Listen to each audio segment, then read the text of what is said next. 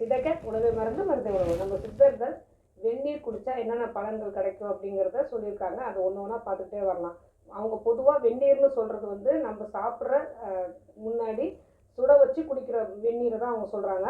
அந்த வெந்நீர் குடிச்சிட்டே வந்தோம் அப்படின்னா தலைவலி, புளிச்ச ஏப்பம், குன்மங்கிறது அல்சர், இதெல்லாம் வராது அப்படின்னு சொல்கிறாங்க. சுரம், காசம் இது எல்லாமே இருந்தாலும் சரியாக போகும் அப்படின்னு சொல்கிறாங்க. இதே காய்ந்தாரிய வெந்நீர் அப்படிங்கிறது சொல்கிறாங்க அப்படின்னா, நம்ம இப்போ காலையில் ஏந்திரிச்சோட நல்லா தண்ணியை நல்லா கொதிக்க வச்சுட்டு அதுக்கப்புறம் அதை ஆறின பிறகு சாப்பிடும் போது குடிக்கிறதால வர அந்த வெந்நீரை வந்து விக்கல், பித்தத்தால் ஏற்படுற கோபம், மயக்கம், வாந்தி, அதாவது முக்குற்றம், திரிதோஷம், நம்ம வாத பித்த கபம் இதனால் ஏற்படுற நோய்கள் எதுவுமே வராது அப்படின்னு சொல்கிறாங்க.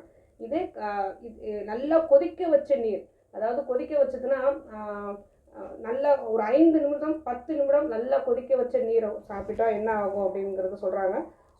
சூளைங்கிறது வயிற்று வலி, குன்மங்கிறது புண், இதெல்லாம் சரியாகும். வாதத்தினால ஏற்படுற நோய்கள் எல்லாமே குணப்படுத்தும் அப்படின்னு சொல்கிறாங்க. கோபமே வராது அப்படின்னு சொல்கிறாங்க. இதே கால் பங்கு சுண்டிய நீர் அப்படின்னு சொல்கிறாங்க. அதாவது கால் பங்கு சுண்டிய நீரை எப்படி புரிஞ்சுக்கலாம் அப்படின்னா, இப்போ நம்ம ஒரு 5 லிட்டர் தண்ணியை நல்லா கொதிக்க வைக்கிறோம்னு வச்சுக்கோங்களேன். அது ஒரு 4 லிட்டர் ஆகுற வரைக்கும் கொதிக்க வைக்கிறோம் அப்படின்னா அந்த தண்ணியை குடித்தா என்ன ஆகும்னா பித்தத்தால் ஏற்படுற கோபம்லாம் நீங்கிடும் அப்படின்னு சொல்கிறாங்க. இதே 5 லிட்டர் தண்ணியை வந்து 2.5 லிட்டர் அளவுக்கு நம்ம சுண்டை வச்சு குடித்தோம் அப்படின்னா வாத பித்த தோஷம் எல்லாமே விலகும் அப்படின்னு சொல்கிறாங்க. அதையே இந்த அரை பங்கு கொதிக்க வச்ச நீரை மறுநாள் குடித்தோம் அப்படின்னா திரிதோஷமும் விலகும் அப்படின்னு சொல்கிறாங்க. அதாவது வாத பித்த கபத்தால் ஏற்படுற அத்தனை நோய்களும் நீங்கிடும் அப்படின்னு சொல்கிறாங்க. இதுவுமே 3மே சமநிலையில் இருக்கும் அப்படின்னு சொல்கிறாங்க. இதே 3/4 பங்கு சுண்டிய நீர், இப்போ 5 லிட்டர் தண்ணி சுட வச்சோம் அப்படின்னா அது 1.5 லிட்டர் ஆகுற வரைக்கும் கொதிக்க வச்சு குடித்தோம் அப்படின்னா நல்ல வாத விருத்தி அப்படின்னு சொல்கிறாங்க.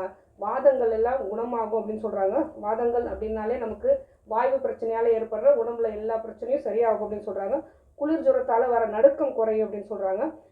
பல விதமான பேதிகள் எல்லாம் போயிடும் அப்படின்னு சொல்கிறாங்க. திரிதோஷமும் நீங்கும் சொல்கிறாங்க. இந்த திரிதோஷம் சொல்கிறது ஒவ்வொரு வீடியோவில் நம்ம சொல்லிகிட்டே இருக்கிற மாதிரி தான். வாத பித்த கபம் 3மே சமநிலையாக இருக்கும் போது நமக்கு நோய்கள் வராது. ஏதாவது ஒன்று கூடும்போதும் குறையும் போது தான் மட்டும்தான் நமக்கு நோய்கள் வரும். சாதாரண வெந்நீராலேயே இதை நம்மளால் சரி பண்ண முடியும் அப்படின்னு சித்தர்கள் சொல்கிறாங்க. அதேமாரி சாப்பாட்டுக்கு முன்னாடி நம்ம தண்ணி குடித்தோம், விதவிதப்பான தண்ணி குடித்தோம் அப்படின்னா பசி வந்து பந்தப்படும், பசி வந்து நிறைய எடுக்காது அப்படின்னு சொல்கிறாங்க. இதே சாப்பிடும் போது நடுவில் நம்ம தண்ணி குடித்தோம் அப்படின்னாலும் பசி வந்து நம்ம நிறைய எடுக்காது அப்படின்னு சொல்கிறாங்க. சாப்பிட்ட உடனே தண்ணி குடிக்கக்கூடாது, ஒரு 1/2 அன் ஹவர் கழித்து குடிக்கணும்னு சொல்கிறாங்க.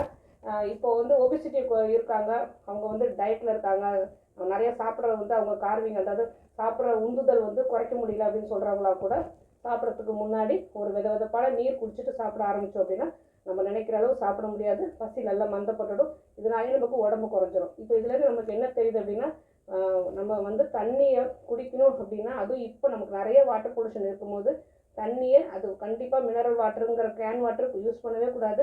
நிலத்திலேருந்து வர எல்லா தண்ணியும் நம்ம யூஸ் பண்ணலாம். இதனால் ரெயின் வாட்டர் யூஸ் பண்ணலாம். எல்லாமே கொதிக்க வச்சு குடிக்கிறது ரொம்ப நல்லது. இதனால் நமக்கு நோய் அணுகா விதி நமக்கு கிடச்சிரும். நமக்கு நோய் இல்லைனாலே நம்ம வாழ்க்கை சீராக அமைஞ்சிரும், நம்ம கடமைகள்லாம் கரெக்டாக செய்ய முடியும். அதனால் தண்ணியை முடிஞ்ச வரைக்கும் 5 நிமிடமாவது நல்லா கொதிக்க வச்சு ஆறின பிறகு பெண்கள் வந்து முக்கியமாக மண்பானை நீர் அருந்துறாங்க அப்படின்னா அவங்களோட உடம்புக்கு எல்லா வித சத்துக்களும் மினரல்ஸும் கிடைக்குது. அதனால் எல்லாருமே நல்லா கொதிக்க வச்ச நீரை ஆறின பிறகு மண்பானையில் ஊற்றி குடித்தா ரொம்ப நல்லது. ஆரோக்கியமாக வாழ்வோம். வேறு எதை பற்றி பேசணும்னு நீங்கள் நினச்சாலும் சரி தாராளமாக கமெண்ட் பண்ணுங்கள். உங்களுக்கு எந்த நோயாக இருந்தாலும் சித்தா கேரை அணுகுங்க.